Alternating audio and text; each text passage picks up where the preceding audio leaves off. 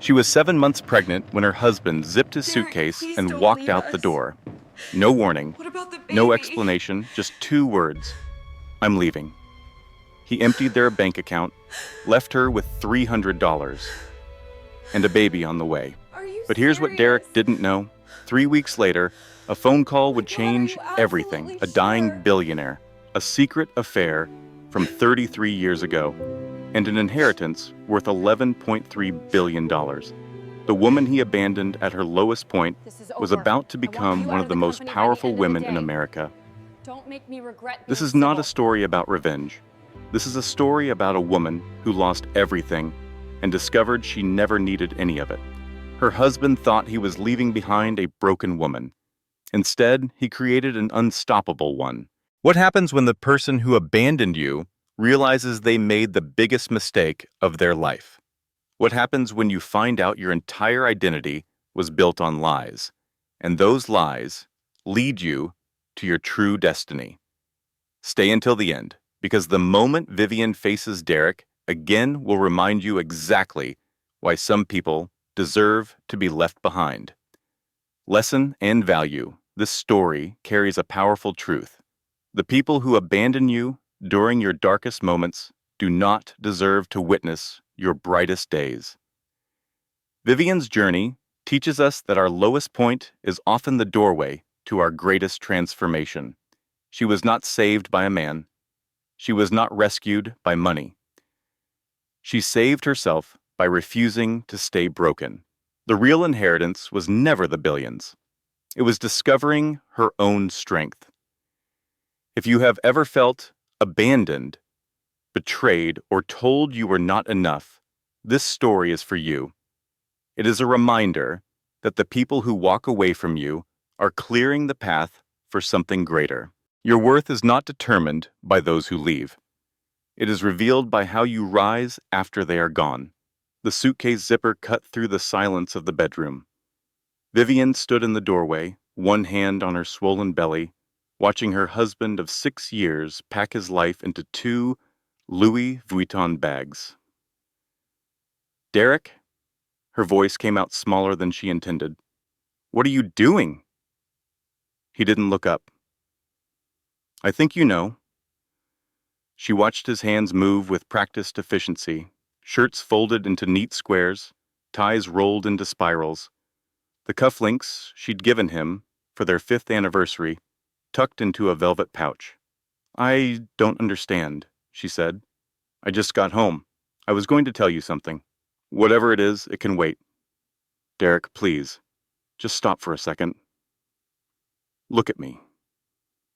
He paused, his hands stilled on the fabric of his favorite blue dress shirt, the one she'd bought him for his promotion 2 years ago. Finally, he turned, his eyes swept over her, over the 7 months of pregnancy that had swollen her ankles and softened her face, over the exhaustion that had settled into her bones like permanent house guest.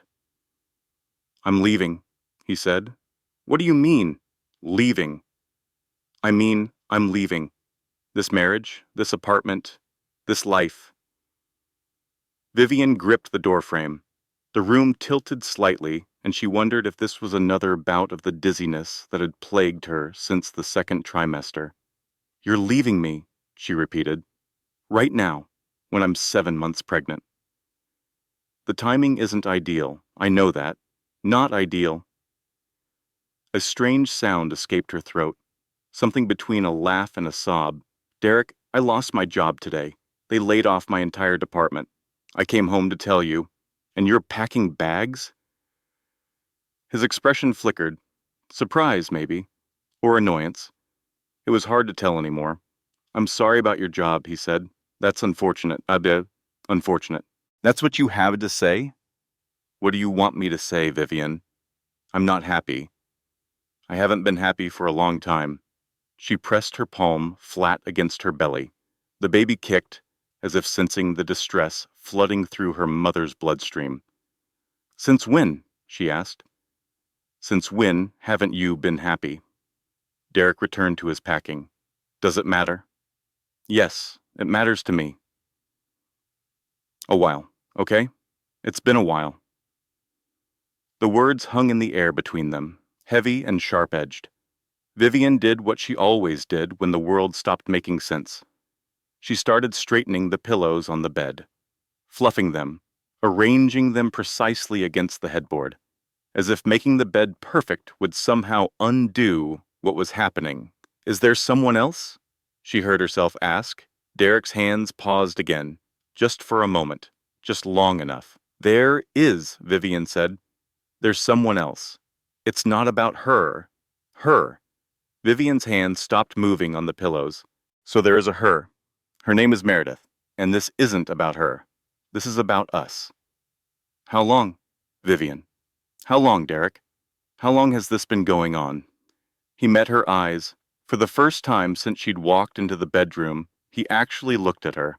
"A while," he said. "A while meaning what? Weeks? Months? Does it matter?" "Yes, it matters. It matters because I'm carrying your child, and I deserve to know how long you've been lying to me." Derek zipped his first suitcase closed. The sound was final, decisive. 2 years, he said quietly, give or take. 2 years. The number didn't make sense. 2 years ago, they'd celebrated their 4th anniversary in Paris. 2 years ago, he'd held her hand on top of the Eiffel Tower and told her she was the love of his life. 2 years ago, he was already sleeping with someone else. "You were cheating on me when we went to Paris," Vivian said. "I told you, this isn't productive. We conceived this baby 4 months ago. You were cheating on me then too." "Vivian, please." "No." Her voice cracked. "You don't get to tell me please.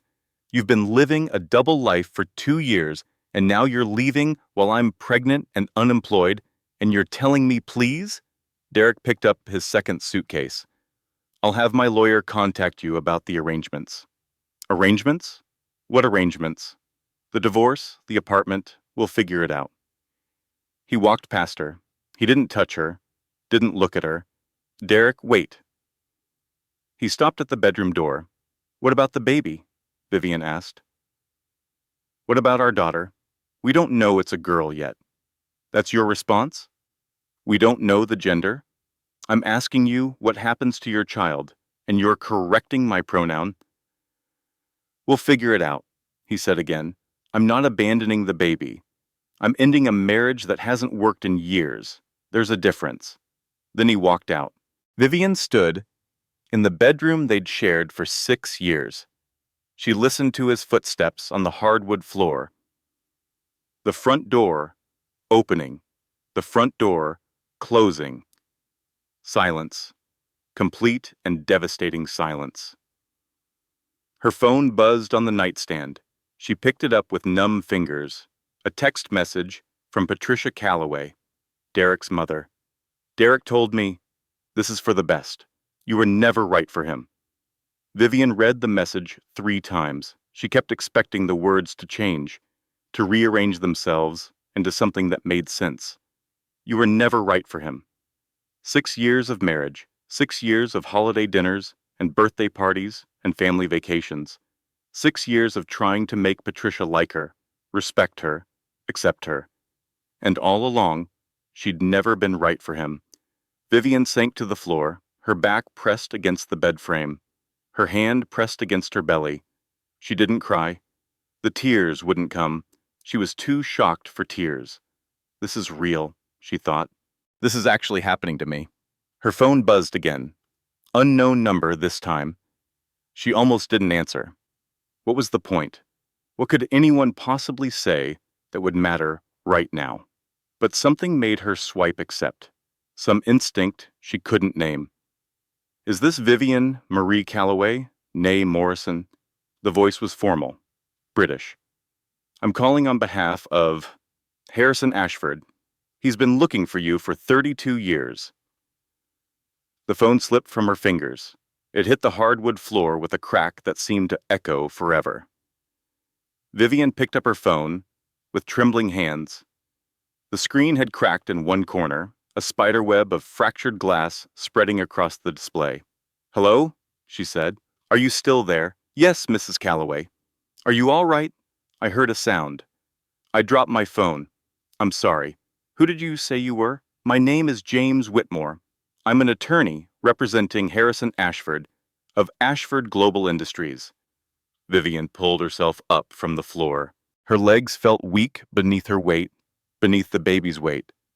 I don't understand, she said. Why would someone be looking for me?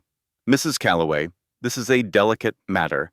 I'd prefer to discuss it in person if possible. However, given the circumstances, I understand you may need some explanation now. Yes, I need an explanation now. She heard papers rustling on the other end of the line. A throat clearing. Harrison Ashford is your biological father, James Whitmore said. He only recently became aware of your existence. Your mother had an affair with him 33 years ago, and you were the result of that relationship. The room tilted again. Vivian grabbed the edge of the dresser to steady herself. That's impossible, she said. My father was Robert Morrison. He raised me. He walked me down the aisle at my wedding. Robert Morrison raised you, yes, and by all accounts, he did so with great love and dedication. But biologically, Harrison Ashford is your father. He's been searching for you since he discovered this truth 3 months ago. 3 months? Why is he contacting me now? A pause, heavy and significant. Mr. Ashford is dying, Mrs. Calloway. He has perhaps 2 to 3 months to live. Pancreatic cancer. He discovered your existence through a deathbed confession from his sister, and he spent every day since trying to find you. Vivian's mind was spinning. Too much information. Too many revelations in a single evening. I can't process this right now, she said. My husband just left me. I lost my job today. I'm 7 months pregnant, and you're telling me my entire life has been built on a lie. I apologize for the timing, Mrs. Calloway. Truly, if there were any other way to handle this situation, I would pursue it. But Harrison Ashford is running out of time. He wants nothing more than to meet his daughter before he dies. I need to go. Of course. Please take my number. When you're ready to talk, I'll be available, day or night. He gave her a phone number. She didn't write it down. She ended the call and stood in the empty bedroom, staring at the closet where Derek's clothes used to hang. Then she called her mother. Linda Morrison answered on the 3rd ring. Vivian, is everything okay? You never call this late. Mom? Vivian's voice cracked on the word. I need you to tell me the truth about something. What truth, honey? You're scaring me. Who is Harrison Ashford? Silence. The kind of silence that answers questions more definitively than words ever could. Where did you hear that name? Linda finally asked. So, you know who he is? Vivian. An attorney just called me. He said Harrison Ashford is my biological father. He said you had an affair with him 33 years ago. Her mother started crying, soft, muffled sobs that traveled through the phone line like confessions. I never wanted you to know, Linda said. Your father, Robert, the man who raised you, he knew. He knew from the beginning. He loved you anyway. He loved you more than anything. But he wasn't my father. He was your father in every way that mattered. How could you keep this from me? My entire life. How could you not tell me? Because it didn't matter, Vivian. Harrison Ashford was a summer fling. I was already engaged to Robert. I made my choice. I chose stability. I chose family. I chose love. You chose to lie to me. I chose to protect you. From what? From knowing who I really am? Linda's sobs grew louder. I'm so sorry, baby. I'm so sorry. I thought I was doing the right thing. Robert and I agreed. We decided it together. We decided you would never need to know. Vivian ended the call. She couldn't listen anymore. She couldn't absorb any more revelations. In the span of 3 hours, she had lost her job, her husband, and her understanding of her own identity. She sat on the edge of the bed and waited for morning. Sleep didn't come. When the sun finally rose, her phone buzzed with a notification from their bank. Derek had withdrawn from their joint account. The balance now showed $300.42. Vivian stared at the number. They'd had almost $40,000 in that account. Savings for the baby. Emergency funds, the life they were building together, gone. All of it gone. She checked their credit cards next. The activity made her stomach turn. Hotel charges dating back a week. Before he'd packed his bags, he'd been staying somewhere else. She just hadn't noticed. Dinner at an expensive restaurant she'd never been to. $230 for what looked like a romantic evening. A jewelry store, a charge for $1,800. He'd bought someone jewelry. 2 weeks before leaving his pregnant wife, she scrolled further back in time, further into the life he'd been living without her. Business trips that suddenly looked suspicious. Late nights at the office that suddenly made sense. All of it right there in the credit card statements she'd never thought to check. A text message arrived from an unknown number. "Viv, it's Charlie. I'm coming over. Don't argue. Charlotte Webb." Her best friend since college. The one person who might actually be able to help her make sense of this nightmare. 30 minutes later, Charlie burst through the apartment door with bags of food and a face full of fury. "I could kill him," Charlie announced. "I could actually commit murder right now and feel no remorse whatsoever." "How did you find out?" "He posted on social media. Can you believe that? The absolute audacity. He posted a photo of himself and some woman with the caption, 'Starting a new chapter.'" "What?" Charlie pulled out her phone. Navigated to Derek's profile. Handed it to Vivian. There he was, smiling in a way he hadn't smiled at her in months. His arm around a woman with perfect blonde hair and a perfect white smile. Meredith. She was beautiful. Of course she was beautiful. "Starting a new chapter," Vivian read aloud. "He left me yesterday, and he's already starting a new chapter." The comments are disgusting. People are congratulating him, saying they're so happy for him. Did everyone know except me? Charlie sat down beside her, took her hand. "Honey, I have to tell you something." "What?" "I saw them. Together. 6 months ago. I was downtown for a work meeting, and I saw them coming out of a restaurant together. They were holding hands." Vivian pulled her hand away. "You knew? For 6 months you knew he was cheating on me?" "I didn't know for sure. I thought maybe I was wrong. Maybe I'd misunderstood what I saw. I didn't know how to tell you without being certain." "So you just said nothing." "I'm sorry. I'm so sorry, Vivian. I thought I was protecting you. Everyone thought they were protecting me, my mother, you, and look where that got me." She stood up, walked to the window, looked out at the city that suddenly felt foreign and hostile. Her phone rang.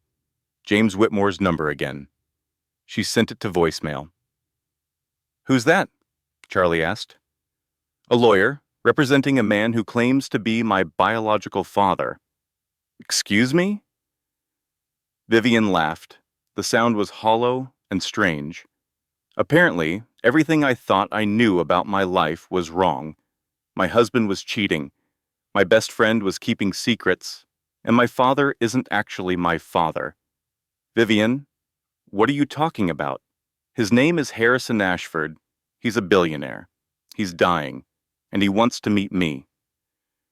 Charlie stared at her. "Did you say billionaire?"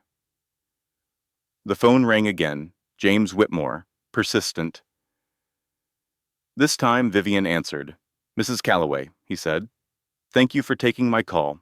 I apologize for the persistence, but I need you to understand the urgency of this situation." "Mr. Whitmore, my life is falling apart. I can't deal with mysterious billionaire fathers right now.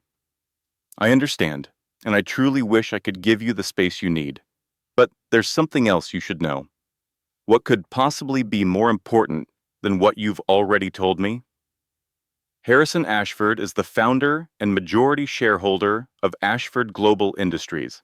His estimated net worth is $11.3 billion, and as his only biological child, you are named in his will as his sole heir. The world stopped. $11 billion. The number didn't make sense. It couldn't possibly be real. I don't want his money, she heard herself say. I don't even know him. I understand, Mrs. Calloway, but Mr. Ashford wants something far more valuable than money. He wants to know his daughter before he dies. Will you at least consider meeting him? Vivian looked at Charlie, who was staring at her with wide eyes. I'll consider it, she said, but I'm not making any promises. She ended the call.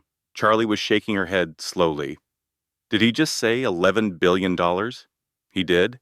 Vivian? $11 billion. I heard him. Your husband left you for another woman, and 3 hours later, you found out you're the heir to $11 billion. That appears to be the situation, yes. Charlie started laughing, the kind of laughter that borders on hysteria. This is insane, she said. This is absolutely insane. Vivian looked down at her belly, at the baby growing inside her, the baby whose father had just walked out without a backward glance. Insane, she agreed. But apparently, it's my life now. 2 days passed. Vivian barely slept, barely ate. She moved through the apartment like a ghost, touching objects that reminded her of the life she'd thought she was living. The coffee maker Derek had loved, the throw blanket they'd bought on their honeymoon in Italy, the nursery they'd started setting up together, soft yellow walls, and a crib they'd assembled one Sunday afternoon. He'd been cheating on her when they painted that nursery. He'd been sleeping with Meredith when he helped her pick out the mobile of tiny stars and moons. Every memory was tainted now. Every beautiful moment had a shadow lurking behind it. On the third morning, she finally checked social media. It was worse than Charlie had described.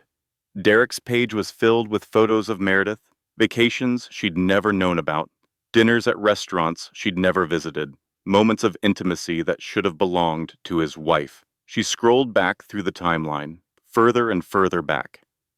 The affair had started when Vivian told Derek she was pregnant. She could see it clearly now, the date of her pregnancy announcement, the date of his first trip with Meredith. He'd learned he was going to be a father, and his response had been to book a hotel room with another woman. Her phone buzzed. A text from Charlie. Patricia is in the lobby. She says she needs to pick up some things. Vivian's stomach clenched. The last thing she wanted was to see her mother-in-law. The woman who had never approved of her, who had sent that cruel text the night Derek left. But she couldn't avoid Patricia forever. Send her up, Vivian texted back. 5 minutes later, Patricia Calloway swept into the apartment like she owned it, which, technically, she didn't. The lease was in Vivian's name alone, one small blessing. I'm here for Derek's things, Patricia announced. He asked me to collect a few items he forgot. Help yourself. Patricia looked around the apartment with barely concealed disdain. The place looks the same. I assumed you'd let it fall apart without Derek here to maintain standards. I've been a bit preoccupied, Patricia. Being pregnant and abandoned tends to take up one's attention. There's no need for dramatics. Derek wasn't happy. He did what he needed to do. Surely you can understand that. Vivian watched her mother-in-law move through the apartment, picking up objects, examining them, putting them down again. You knew, didn't you? Vivian asked. Patricia paused. Knew what? About Meredith. About the affair. You knew the whole time. I knew Derek had found someone who appreciated him properly. Yes. And you didn't think to tell me? Patricia turned to face her. Her expression was cold and smooth, like marble. I'm not here to be cruel, Vivian. I'm here to help you see reality. Derek needs someone who can keep up with his ambitions, someone who understands our world. You are always adequate, but adequate isn't enough. The words landed like blows, each one calculated for maximum damage.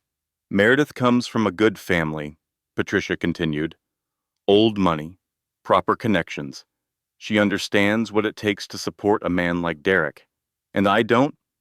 You were a marketing manager from a middle-class family in Ohio. You were never going to fit into Derek's future. He simply realized it later than he should have. Vivian's hands trembled. She pressed them flat against her belly to steady them. The stress of an unplanned pregnancy can break even strong marriages, Patricia added. Perhaps if you'd waited, given Derek time to establish himself further, things might have been different. Unplanned? Vivian's voice rose. We tried for 2 years to get pregnant. This baby was planned, wanted, celebrated. By you, perhaps. The implication hung in the air. Derek hadn't wanted the baby. He'd never wanted the baby. Get out, Vivian said quietly. Excuse me? Get out of my apartment. Take whatever you came to take and leave. Patricia's eyes narrowed. You should watch your tone. Once the divorce is finalized, you'll be left with nothing. Derek's lawyers will make sure of that. I said, get out. Something in Vivian's voice must have convinced her. Patricia gathered her designer bag and walked toward the door. You should have known you weren't right for this world, she said before leaving. Some women are built for greatness. Others are built to serve. You were never going to be anything more than adequate. The door closed behind her. Vivian stood in the silence of her apartment, the words echoing in her mind. Adequate. Her entire marriage, she'd thought she was building a life, a partnership, a family. But to Derek, to his mother, she'd only ever been adequate, a placeholder until someone better came along. Her phone rang. The bank. Mrs. Calloway, this is First National regarding your joint account with Derek Calloway.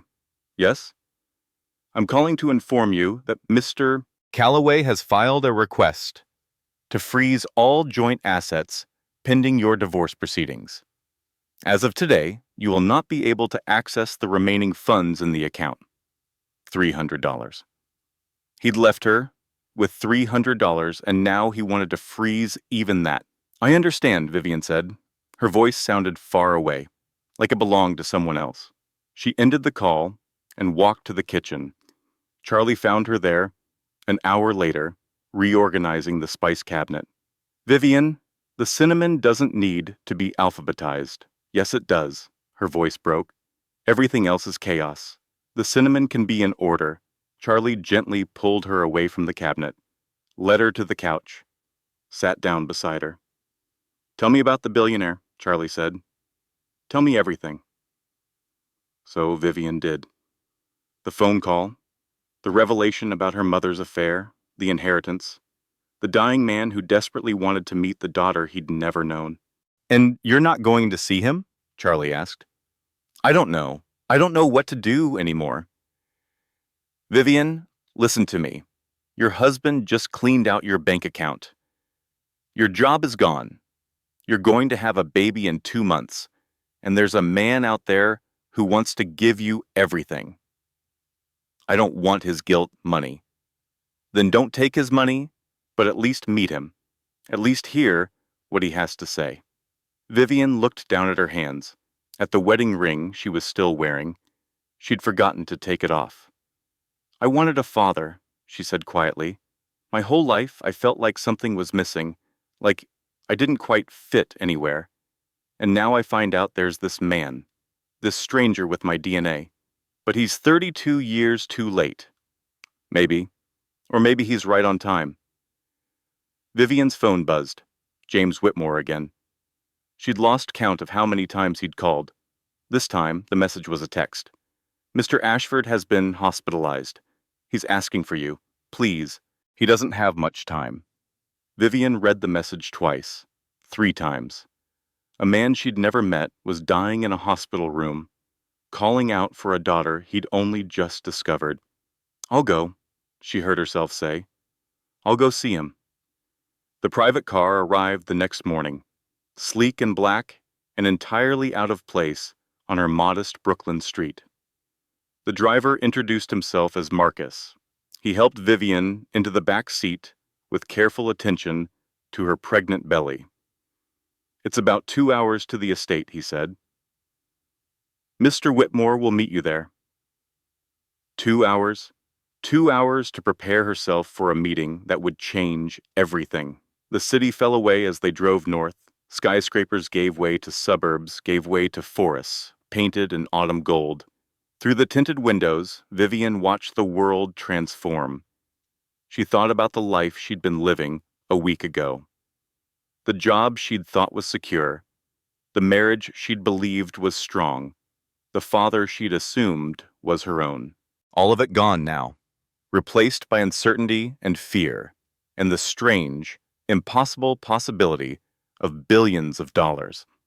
The car turned onto a private road. Trees lined the path like sentries. At the end, gates swung open to reveal Ashford Manor. It was overwhelming. Stone and glass and centuries of history. Gardens stretched toward the horizon. Fountains caught the sunlight. Everything spoke of wealth beyond imagination. The house smelled of furniture polish and something else, something medicinal, underneath the flowers. Her heels clicked against marble floors that had seen a century of footsteps. Through tall windows, manicured gardens stretched toward the horizon, autumn leaves burning gold and red. A woman waited in the entrance hall, tall and elegant, with silver hair swept back from a face that might have been beautiful once. "You look like him," the woman said. "That's unfortunate." "I'm sorry?" "I'm Eleanor Ashford, Harrison's wife." Or widow, depending on the next few days. She extended a hand. "Welcome to our home." Vivian shook her hand. The grip was firm and brief. "Thomas is here," Eleanor added. "My son from my first marriage. He's not pleased about your arrival." "I gathered that." "He's been waiting 38 years to inherit this estate. He doesn't appreciate the competition." A man appeared in a doorway. He was handsome in a generic way. Expensive haircut, expensive suit, expensive watch. Everything about him screamed entitlement. "So, you're the long-lost daughter," Thomas said. "How convenient that you've arrived just in time to collect your share." "Thomas?" Eleanor warned. "What? We're all thinking it. Some stranger shows up claiming to be father's biological child, and we're supposed to welcome her with open arms?" "I'm not here for the money," Vivian said. "Of course you're not. You're here because you care so deeply about a man you've never met." "I'm here because a dying man asked to see me. If you have a problem with that, take it up with him." Thomas's eyes narrowed. He opened his mouth to respond, but James Whitmore appeared at his elbow. "Mrs. Calloway, thank you for coming. Mr. Ashford is awake and eager to meet you." Vivian followed the attorney through corridors lined with artwork, past rooms filled with antiques, up a sweeping staircase to a private suite on the second floor. Harrison Ashford lay in a hospital bed that looked entirely out of place among the four-poster furniture and silk curtains. Machines beeped beside him. Tubes connected him to bags of fluid and medication, but his eyes were sharp, clear and focused, and filled with something that looked like hope.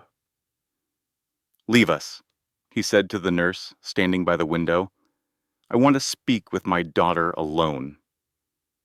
The nurse hesitated, then nodded and slipped out.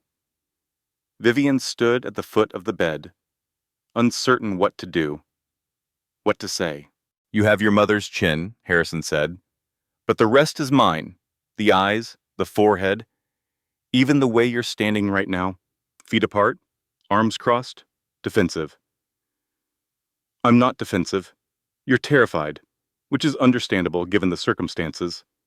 He gestured to a chair beside the bed. "Sit, please." "I've waited 32 years for this conversation. I'd rather not have it, with you hovering by the door." Vivian sat. The chair was surprisingly comfortable. I knew your mother for one summer, Harrison began. 1991. I was 23 years old and entirely too arrogant for my own good. She was the most beautiful woman I'd ever seen. She was engaged to someone else. She was. To Robert. A good man, steady, reliable. Everything I wasn't. Harrison coughed.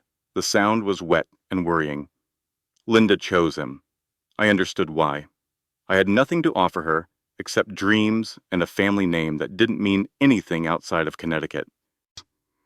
But you had an affair, anyway? We had a summer. One summer of stolen moments and foolish promises. Then it ended. She went back to Robert. I went back to building my company. Life moved on. Did you know about me? No. The word was heavy with regret. Linda never told me. She wrote to my sister, asking for money, for an abortion. Millicent sent the money, but told no one.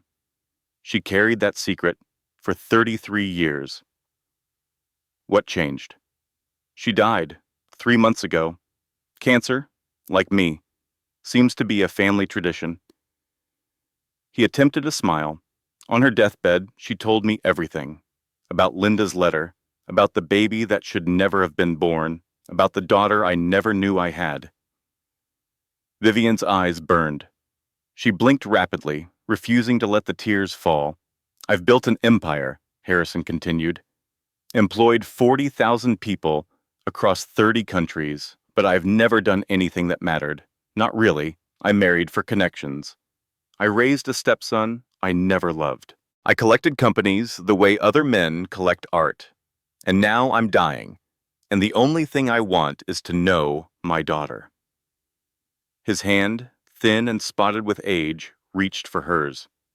I'm not asking for forgiveness, he said. I'm asking for a chance. Vivian stared at his hand, at the fingers that shared her DNA, at the man who had been missing from her entire life. A chance, he wants a chance. Where was my chance at a father?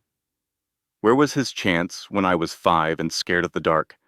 When I was 12 and got my first period? When I was 25 and walking down the aisle with the man who loved me enough to stay? You don't get to swoop in at the end and play hero, she said. That's not how this works. Harrison's eyes filled with tears.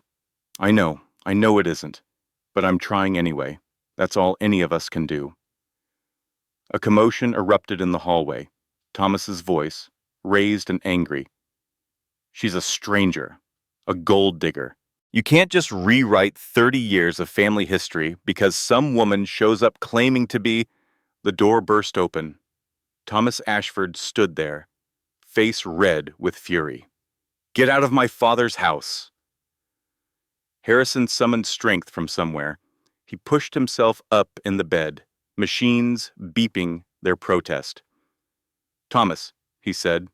His voice was thin but firm. Leave this room immediately. Father, you can't be serious. This woman appears out of nowhere, and you're ready to hand her everything? What about loyalty? What about family? Family. Harrison's laugh turned into a cough. You've been counting the days until my death since you were 20 years old. Don't speak to me about family. Thomas's face contorted. I've been here. Every day for 30 years I've been here, building this company, protecting your legacy, and she gets to walk in and take it all. She's my daughter, my blood. Something you have never been and will never be. The words hung in the air. Brutal and final. Thomas looked at Vivian with pure hatred. This isn't over, he said. Then he stormed out, slamming the door behind him. Harrison sank back against his pillows. The confrontation had drained him. You should rest, Vivian said. I've been resting for 68 years. Look where it got me. He closed his eyes. James will show you to a room.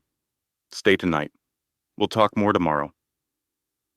I can't stay. I have things to deal with, back in the city. The husband who left you? Vivian's surprise must have shown on her face. I'm dying. Not ignorant, Harrison said. I know everything about you, Vivian. Your job loss, your husband's affair, the $300 in your bank account. He opened his eyes. Let me help you. It's the least I can do. I don't want your money. Then don't take my money. Take the help of a father who's trying, however poorly, to make up for 32 years of absence. She left without responding. James Whitmore was waiting in the hallway. I'll have Marcus drive you home, he said. But please consider Mr. Ashford's offer. He's hired the best family law attorney in New York to assist with your divorce. Catherine Reyes. Her contact information is in this envelope. He handed her a cream-colored envelope, heavy with the weight of expensive paper. Why? Vivian asked. Why is he doing all this? Because Harrison Ashford has spent his entire life acquiring things. Companies, properties, art, but he's never had something that actually mattered to him. James paused. Until now. Back in Brooklyn, Vivian opened the envelope. A business card fell out. Catherine Reyes. Family law. Offices in Manhattan. A handwritten note on the back. Mr. Ashford has retained me on your behalf. Call anytime. She didn't want to call. She didn't want to accept help from a stranger, even a stranger who shared her blood. But the next day, divorce papers arrived. Derek was claiming that Vivian had abandoned the marriage by refusing counseling. He wanted the apartment, the car, a full 50% split of assets he'd already emptied from their joint accounts. He wasn't requesting custody of the baby. He hadn't mentioned the baby at all. Vivian read the papers at her kitchen table, Derek's signature at the bottom, neat and final. 6 years of marriage reduced to 17 pages. She turned to page 8, asset division. He'd listed everything. The furniture they'd picked out together, the art from their honeymoon, the expensive coffee maker she'd bought him for their anniversary. He hadn't listed the baby. Paragraph 17. No children of the marriage. She read it 3 times. No children of the marriage. Their baby kicked. Hard. Vivian picked up her phone and called Catherine Reyes. The attorney answered on the second ring. Mrs. Calloway, I was hoping you'd call. I received divorce papers. They're claiming I abandoned the marriage? I saw them. Your husband's attorney sent me a courtesy copy. It's a baseless claim. He's the one who left. There are witnesses, credit card records, a paper trail a mile long. He wants half of everything. He won't get it. Not when I'm finished. Mr. Ashford has given me full authority to protect your interests and the interests of your unborn child. Vivian hesitated. I don't know if I should accept Harrison's help. It feels like being bought. With respect, Mrs. Calloway, you're not being bought. You're being protected. That baby is an Ashford, whether you accept the name or not. Harrison wants to ensure his grandchild has a future. His grandchild, the baby she was carrying. Harrison's grandchild. All right, Vivian said. Tell me what you need from me. The next few weeks were a blur of legal documents and strategy sessions. Catherine was ruthless and brilliant. She uncovered things Vivian had never known about her own marriage. Derek was $200,000 in debt. Gambling, mostly. Some bad investments. Credit cards in both their names that Vivian had never signed. He was planning to leave you holding the debt, Catherine explained. The timing of his departure, right after you lost your income, wasn't coincidence. He knew you'd be too overwhelmed to investigate.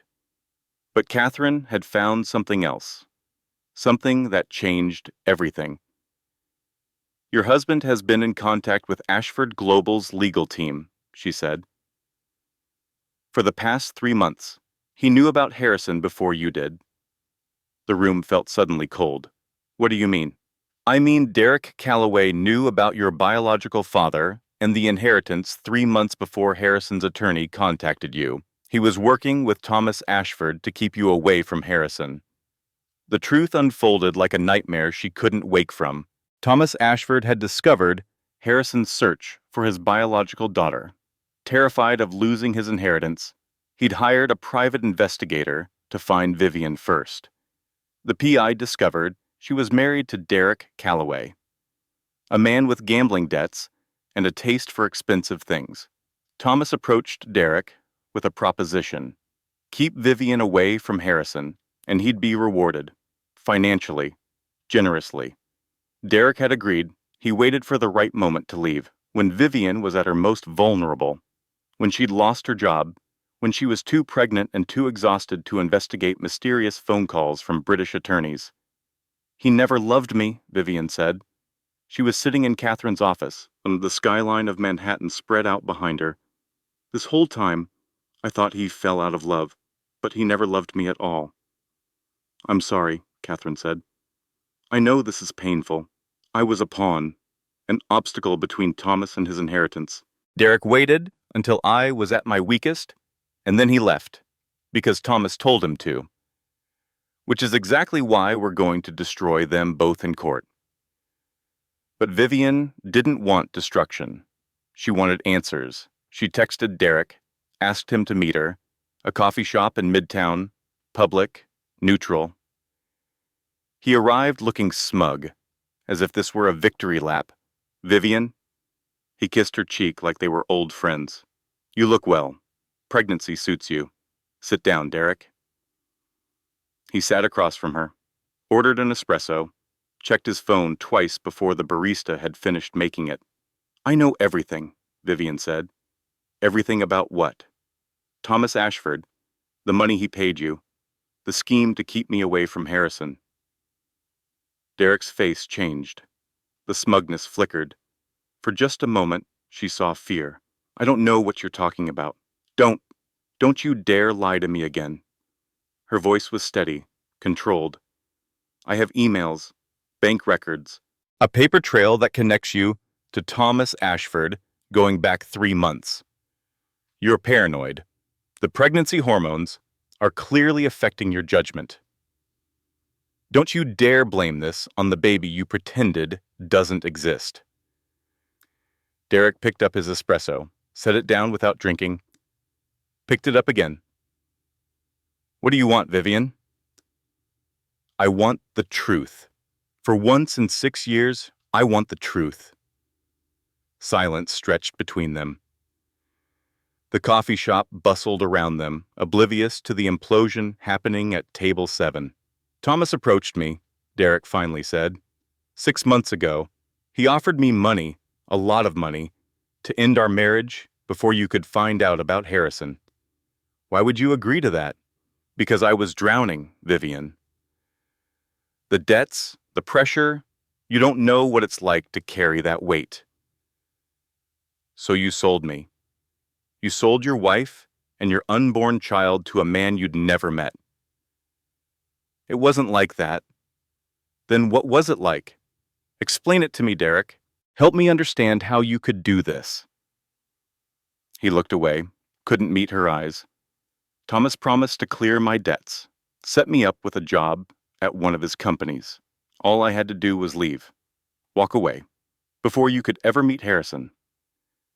And Meredith? She was part of the plan. Thomas suggested I find someone else, make the breakup look natural. Meredith was convenient. Convenient. Vivian felt something shift inside her, the last remnants of grief burning away, replaced by something cleaner. Anger. You let me think I wasn't enough, that I'd failed as a wife. You let me believe the breakdown of our marriage was my fault. I never said that. You didn't have to. Your silence said it for you. Derek leaned forward. His expression changed again, calculating now. Look, Vivian, we can work this out. I made a mistake. I admit that. But think about what we could do together. You have access to billions of dollars now.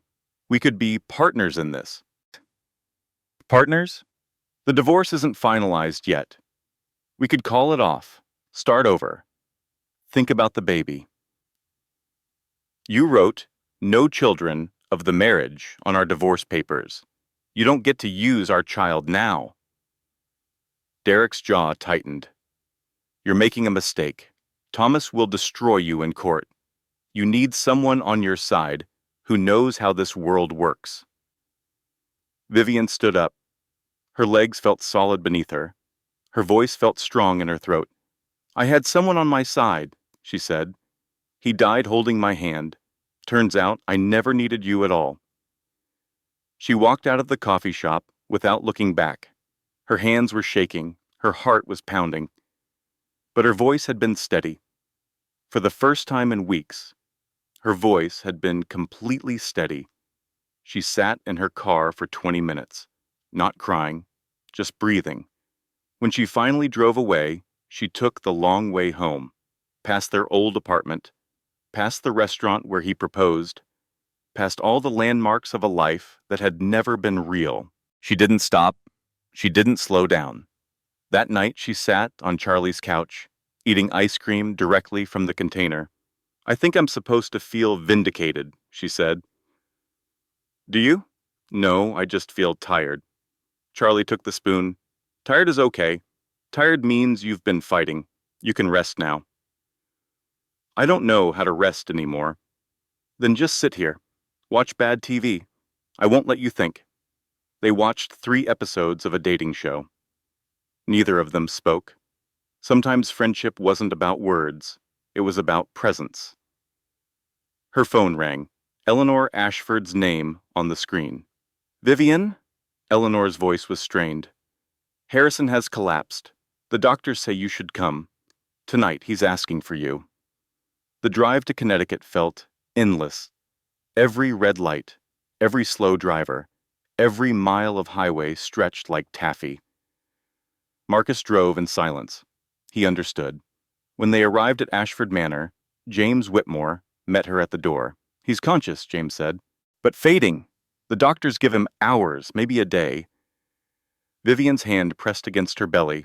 The baby was restless tonight, kicking and turning. Take me to him. Harrison looked smaller than before. The machines beeped faster now. Nurses hovered in the corners, adjusting medications, checking readings, but his eyes found her the moment she walked in. You came, he said. His voice was barely a whisper. You asked for me. I wasn't sure you would. After everything. After all my failures. Vivian sat beside him, took his hand. It felt like paper in her grip. Tell me about my grandmother, she said. Your mother. What was she like? Harrison's eyes softened. She loved roses. Had an entire garden full of them. Red ones, yellow ones, pink ones that smelled like heaven. He coughed. She would have loved you. She always wanted a granddaughter. Tell me about the business. How did you start it? With a loan from my father, $20,000. I turned it into $20 million within 5 years. Another cough. But the money never mattered. Not really. What mattered was building something, creating something that would outlast me. And now I have a daughter, a granddaughter on the way. Tears leaked from the corners of his eyes. Now I have everything I ever wanted, and no time left to enjoy it. Vivian squeezed his hand. Tell me what you need. What can I do? Forgive me. That's all I want. Just forgive me for not being there. She thought about her life, about the years of feeling incomplete, the sense that something was missing that she could never identify. I spent my whole life feeling like something was missing, she whispered. Like I didn't quite fit anywhere. Harrison's hand found hers. I know, I felt it too, the missing piece. Does finding it now make up for losing it then? No. His voice was fading. But it makes what time we have left matter. A nurse approached. Mrs. Calloway, Mr. Ashford needs to rest. Perhaps you could come back in the morning. No. Harrison's grip tightened. Stay, please. I've waited 32 years. I can't waste another minute. So she stayed. Through the long hours of the night, she stayed. He told her stories about his childhood, about her mother's smile, about the summer that had created her, and the decades of wondering that followed. She told him about her life, her career, her failed marriage, the baby she was carrying. A girl, she said. I found out last week. I haven't told anyone else. Harrison wept, tears streaming down his weathered face. A granddaughter, he whispered. A granddaughter I'll never meet. Near dawn, he asked for the box. A cedar box, worn smooth by hands that had touched it thousands of times. Inside, envelopes stacked neatly, birthday cards for a child he'd never met, holiday letters describing seasons she'd never share with him. The first letter, dated 32 years ago. My dearest daughter, today you were born. I don't know your name, I don't know your face, but I know you exist somewhere in this world, and that is enough to make me believe in miracles. Vivian read 3 letters before she couldn't see through her tears. You wrote to me, she said, every year. You wrote to me even though you didn't know who I was. I had to believe you existed. I had to believe I wasn't alone. The machines began to alarm. Nurses rushed in. Dr. Santos arrived. There was movement and shouting, and the controlled chaos of a life slipping away. But Harrison's eyes stayed fixed on Vivian. Name her something beautiful, he whispered. Something that means hope. His hand went limp in hers. The machines fell silent. Harrison Ashford was gone. The reading of the will took place 3 days later. Vivian sat in a conference room surrounded by lawyers. Eleanor was beside her. Thomas across the table, fury barely contained behind his careful mask.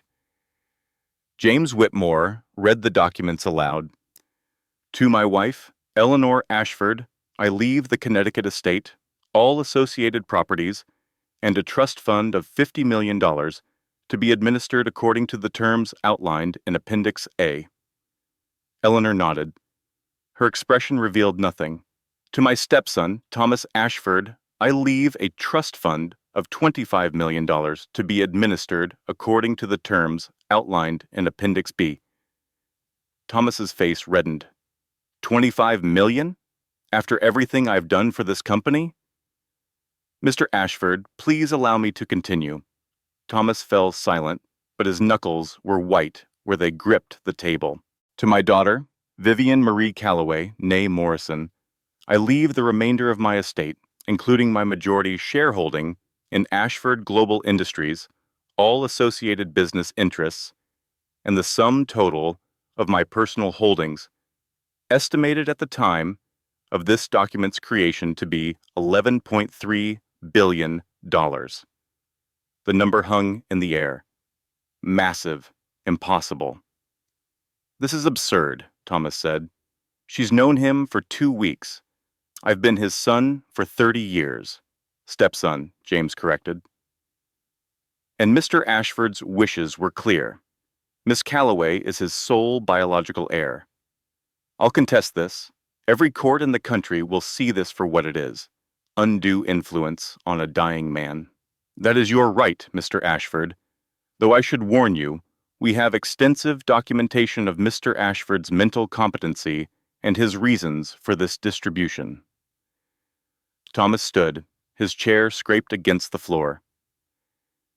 You haven't heard the last of this. He pointed at Vivian. You think you can waltz in here and steal everything? You have no idea what you're up against. He stormed out. The door slammed behind him. Eleanor sighed. He's always had a flair for the dramatic. True to his word, Thomas filed suit within a week.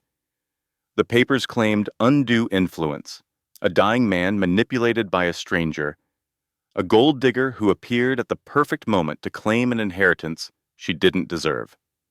The media caught wind of the story. Headlines screamed from every tabloid. Pregnant gold digger inherits billions. Mystery woman claims Ashford fortune. Dying billionaire? Duped by long-lost daughter. Vivian stood in the pharmacy, buying prenatal vitamins with cash because her credit cards were frozen pending litigation. A woman behind her whispered to her companion, That's her. Can you believe it? Some women will do anything for money. She wanted to turn around, to explain, to defend herself. Instead, she bought her vitamins, walked to her car, drove home. Some battles weren't worth fighting, not yet. Derek resurfaced. Of course, suddenly interested in reconciliation. We never actually finalized the divorce, he said. He'd shown up at her apartment unannounced, standing in the doorway like he still belonged there. We could try again. Be a family. Get out. Just hear me out. I made mistakes. I admit that. But think about what we could do together. The resources you have access to now. We could build something incredible. You sold me to Thomas Ashford. You planned to walk away with his money while I raised our child alone. And now you want to be a family? People change, Vivian. Get out of my apartment, Derek, before I call the police. He left, but not before muttering threats about the divorce settlement, about what he was entitled to.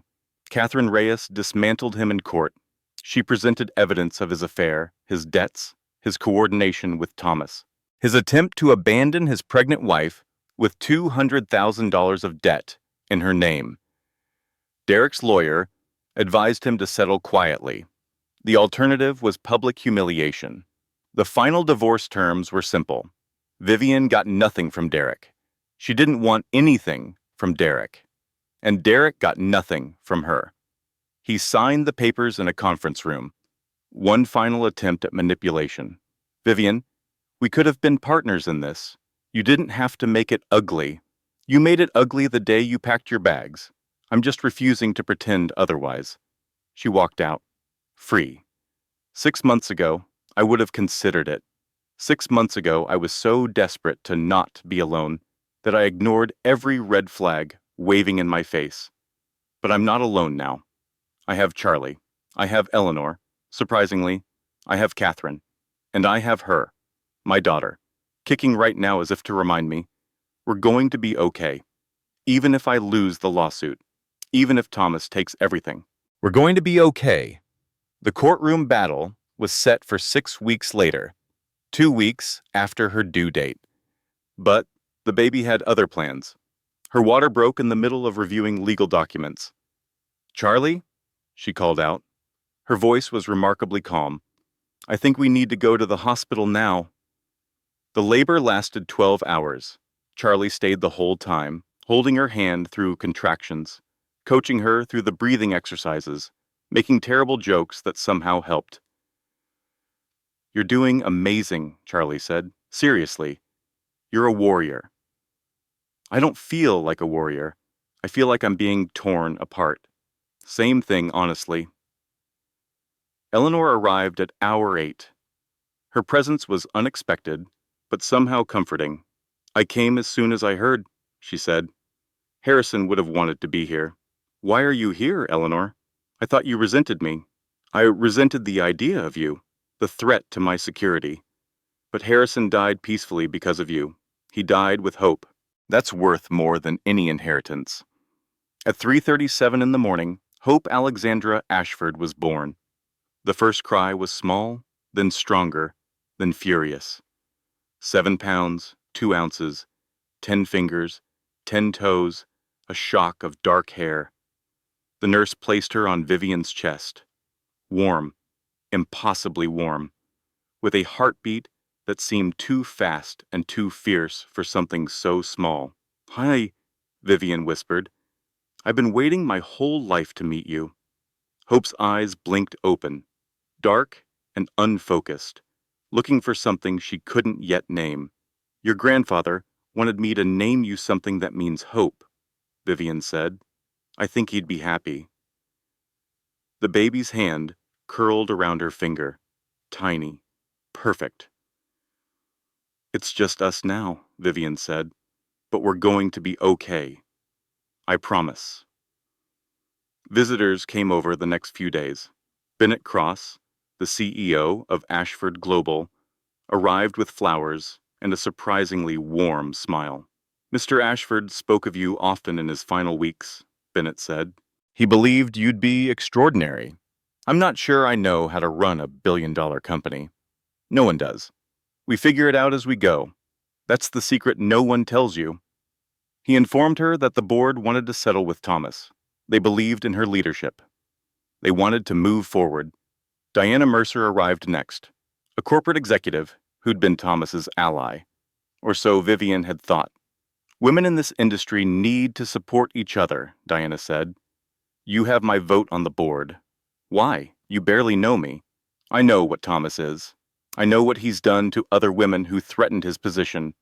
You're different. You didn't come here for power. That makes you dangerous to men like him. Thomas himself appeared on the third day, not to fight, not to threaten, to surrender. He stood in the doorway of her hospital room, looking smaller than before, defeated. I'm dropping the lawsuit, he said. Why? Eleanor showed me the evidence your attorney compiled, the emails between Derek and me, the financial records. If this goes to court, everything becomes public record. And you'd rather protect your reputation than fight for what you think you deserve? I'd rather survive. Father left me $25 million. It's not what I expected, but it's enough. It's what Harrison wanted. I know. Thomas looked at the bassinet, where Hope slept. She looks like him, around the eyes. She has his stubbornness, too. Took her sweet time arriving. A ghost of a smile crossed Thomas's face. Then it was gone. I won't apologize for what I did, he said. I was protecting my interests. Anyone in my position would have done the same. No, they wouldn't have, but I understand why you did. You're not going to destroy me? Vivian looked at her daughter, at the tiny chest rising and falling, at the future stretching out before them. You'll have what the original will provided. Your mother's portion passes to you eventually. That's more than you deserve, but it's what Harrison wanted. Thomas didn't know how to respond to kindness. That, perhaps, was the greatest revenge of all. He left without another word. The nurse came in with paperwork, birth certificate. Father's name? She asked. Vivian thought about Derek, about his signature on divorce papers that erased their child's existence. Leave it blank, she said. The nurse nodded. No judgment. It happens more than you'd think. Later, alone with Hope, Vivian whispered, You don't need his name. You have mine, and you have your grandfather's. That's more than enough. 6 months later, Vivian stood in the boardroom of Ashford Global Industries. 40 executives, 20 board members, hundreds of millions of dollars in decisions waiting to be made. And in the corner, a discreet bassinet where Hope Alexandra Ford slept through her first board meeting. The quarterly projections look strong, Bennett said. Revenue is up 8%. Market share is holding steady. Vivian nodded. 6 months ago, she couldn't have understood a single word of this presentation. Now she asked pointed questions, challenged assumptions, pushed for better. What about the sustainability initiatives? She asked. Harrison always wanted to expand our environmental programs. We've allocated additional funding, as you requested. The team is working on implementation now. The meeting concluded. Board members filed out. Several stopped to congratulate her on Hope's milestone. 6 months old today. Diana lingered by the door. You're good at this, you know. Better than anyone expected. Including me. Especially you, Diana smiled. Harrison would be proud. Alone in the boardroom, Vivian picked up Hope from the bassinet. The baby gurgled happily, grabbing at her mother's necklace. 6 months ago, Vivian said to her daughter, I was crying on the floor of an empty apartment. Now I'm running a global company. Funny how things work out. Hope responded by trying to eat the quarterly report. That evening, Vivian attended a charity gala, the kind of event she'd only read about in magazines. Champagne and diamonds and conversations worth millions. She wore a black dress. Simple, elegant. She'd picked it out herself. No designer, no stylist. Charlie was her +1. I can't believe this is your life now, Charlie said. 6 months ago, we were eating ice cream on my couch. We can still eat ice cream on your couch. Yeah, but now your ice cream probably costs $50 a pint. It tastes the same. Vivian spotted Derek across the ballroom. He was with Meredith. They weren't holding hands. He looked older than she remembered. The lines around his eyes deeper, his hair thinner. Meredith looked uncomfortable, her smile too tight, her laugh too loud. Derek saw Vivian watching. He said something to Meredith, then walked over. Vivian. He attempted a charming smile. It didn't reach his eyes. You look different. I am different. I see that. He glanced around the ballroom, at the wealthy, powerful people who now treated Vivian as an equal. Quite the transformation. How's Meredith? Fine. She's fine. He shoved his hands in his pockets. Look, I know things ended badly between us, but I've been thinking. Maybe we could grab coffee sometime, talk about the future. What future? Hope's future. I am her father, after all. Vivian studied him. This man she'd loved for 6 years. This man who'd lied to her, used her, abandoned her. She felt nothing. Not anger, not satisfaction, not even pity. Just the bone-deep certainty that losing him was the best thing that had ever happened to her. I hope you find happiness, Derek, she said, and meant it. He looked like she had slapped him. That was somehow the most satisfying moment of all. She walked away without looking back. Charlie was waiting by the bar. What did he want? Relevance. He wanted to feel relevant. And? He's not. They left the gala early. Neither of them were party people, really. The dresses and the diamonds felt like costumes. Back at Vivian's new home, a modest townhouse by Ashford standards, they sat on the porch and watched the stars emerge. Hope slept in her mother's arms. Charlie had brought wine, sparkling cider for Vivian, still nursing. You know what the funny thing is, Charlie said. 7 months ago, you were afraid of being alone. Vivian watched her daughter's chest rise and fall, watched the sky turn from pink to purple to black. I was never alone, she said.